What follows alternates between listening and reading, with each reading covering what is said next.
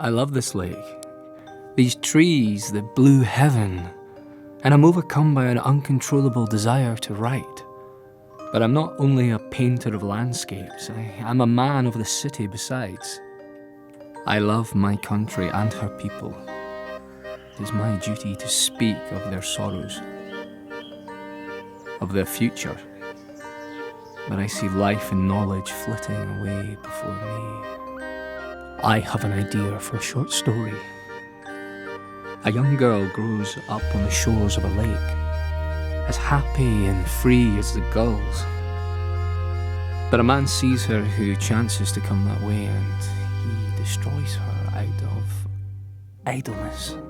I was always glad to get away from this place. Decadent I am rubbish. a seagull. This? She doesn't love me, and why should she?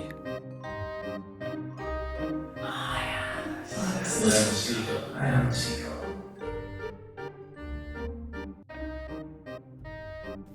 What if you're discontented with yourself?